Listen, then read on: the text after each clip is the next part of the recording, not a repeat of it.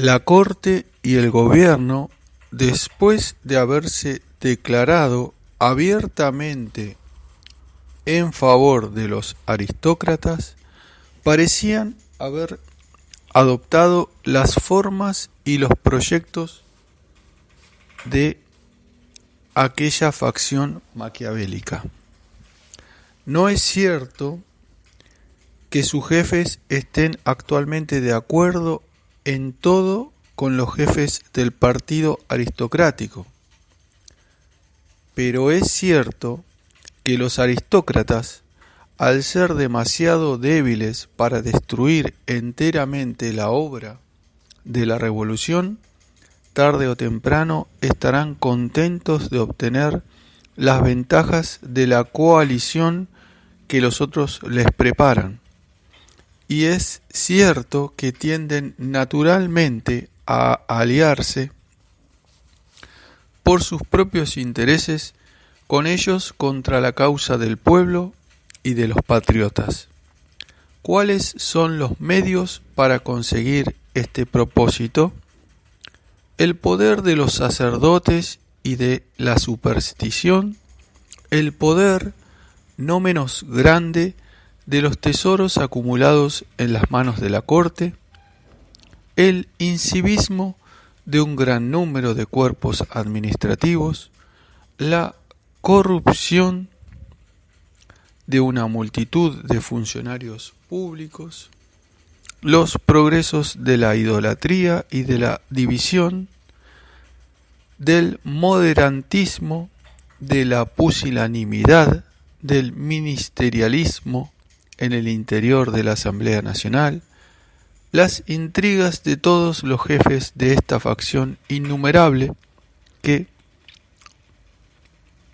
ocultando sus secretas miras bajo el velo de la Constitución, reúnen en torno a su sistema a todos los hombres débiles, los cuales son persuadidos de que su tranquilidad va unida a la docilidad con que se soportará que las leyes y la libertad sean continuamente e impunemente atacadas. Todos los egoístas favoritos de la fortuna que, si bien aman la parte de la Constitución que los iguala a los que estaban por encima de ellos, no pueden consentir en reconocer como iguales a los que consideran inferiores. Legislador patriota, al cual respondo en este momento, el legislador patriota es Brissot. ¿Qué precauciones propones para prevenir estos peligros y para combatir esta ley? Ninguna. Todo lo que has dicho para tranquilizarnos se reduce a esta expresión: ¿qué me importa? La libertad siempre sabrá triunfar por encima de todo. ¿No se diría que tú estás encargado de velar para asegurar este triunfo, deshaciendo los complots de sus enemigos? La desconfianza, dices, es un estado de cosas horrible, mucho menos horrible, sin duda, que la estúpida confianza que ha causado todas nuestras dificultades y todos nuestros males y que conduce al precipicio. Legisladores patriotas, no calumniéis la confianza. Dejad que propaguen esta doctrina pérfida los viles intrigantes que hasta ahora han hecho de ella la salvaguardia de sus traiciones. Dejad a los bribones que quieren invadir y profanar el templo de la libertad el cuidado de combatir con los temidos dragones que defienden la entrada de dicho templo. ¿Acaso será Manlio quien juzgue inoportunamente el chillido de los pájaros sagrados que deben salvar el Capitolio? La confianza, digáis lo que digáis, es la guardiana de los derechos del pueblo. Es al sentimiento profundo de la libertad lo que los celos son al amor. Nuevos legisladores, aprovechad por lo menos la experiencia de 3 años de intrigas y de perfidia. Pensad que si vuestros predecesores hubiesen sentido la necesidad de esta virtud, vuestra tarea sería mucho más fácil. Sin ella estáis destinados a ser el señuelo y la víctima de los hombres más viles y más corrompidos, y debéis temer que, entre todas las cualidades necesarias para salvar la libertad, no sea esta la única que os falte. Si se traiciona, ha dicho el diputado patriota que yo combato, el pueblo está aquí. Sí, cierto, sin duda, pero no puede ignorar que la insurrección que propone es un remedio raro, incierto y extremo.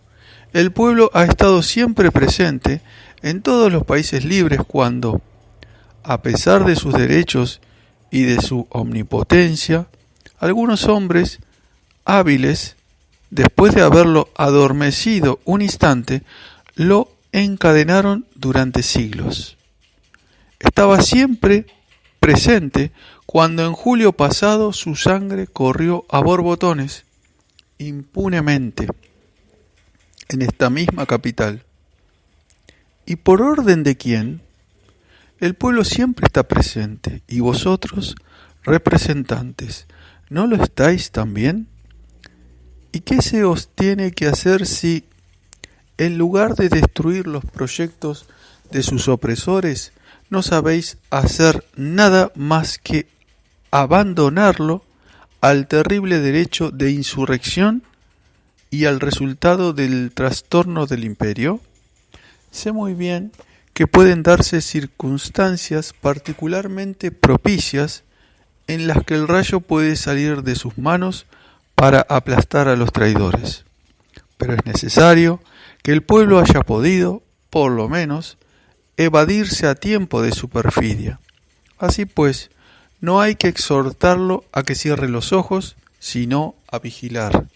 No hay que aceptar ciegamente todo lo que propongan sus enemigos y poner en sus manos el cuidado de dirigir el curso y de determinar el resultado de la crisis que debe decidir su ruina o su salvación.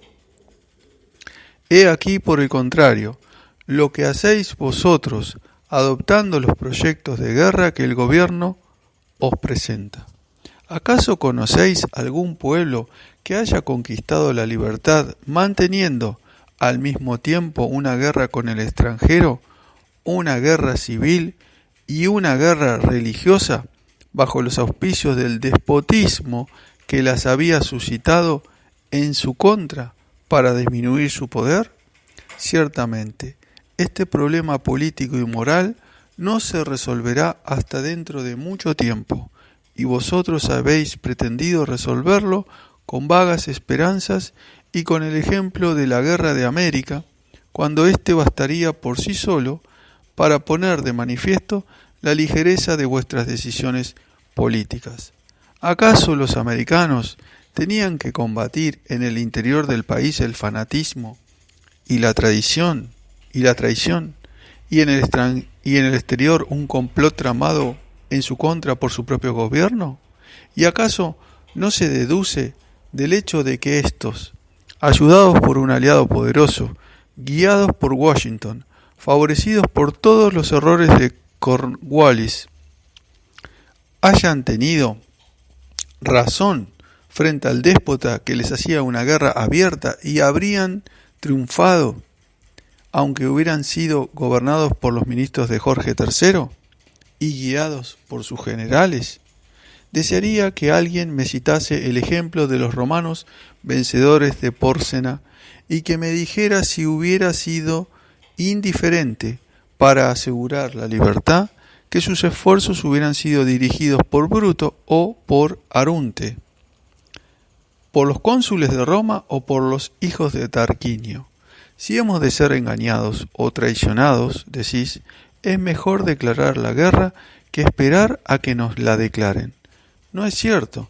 En primer lugar, no es este el punto de la cuestión que quiero resolver, puesto que mi sistema no se refiere simplemente a esperar a que otros nos declaren la guerra, sino a sofocar esta misma posibilidad. Pero, ya que quiero invalidar las bases de vuestra doctrina, deseo probaros, en solo 2 palabras, que para la salvaguardia de la libertad sería preferible esperar a que nos declaren la guerra, antes que adoptar el propósito que el gobierno nos ha presentado. En el caso de una supuesta traición a la nación, no quedaría más solución que una revolución, tal como vosotros habéis previsto exactamente, la saludable y súbita explosión de la indignación del pueblo francés. Y solo podría ofrecérsela el ataque extranjero a vuestro territorio, puesto que, en este caso, como ya he observado, los franceses, reanimados de golpe de su letárgica confianza, defenderían su libertad contra sus enemigos con prodigios de entusiasmo y de energía. El gobierno y la aristocracia habían previsto muy bien todo ello. Han querido conjurar la tempestad que los indicios del patriotismo les había anunciado. Han intuido precisamente que era necesario que los ministros y la corte mostrasen querer dirigir el rayo contra nuestros enemigos a fin de que, una vez surgido de nuevo el objeto del entusiasmo y de la idolatría, el Poder Ejecutivo pudiera llevar a cabo el funesto proyecto del que he hablado, a su placer y sin ningún obstáculo. Y entonces, cualquier ciudadano honesto y enérgico que hubiera osado sospechar de un ministro, de un general, habría sido denunciado por la facción dominante como un enemigo del Estado. Y, en ese punto,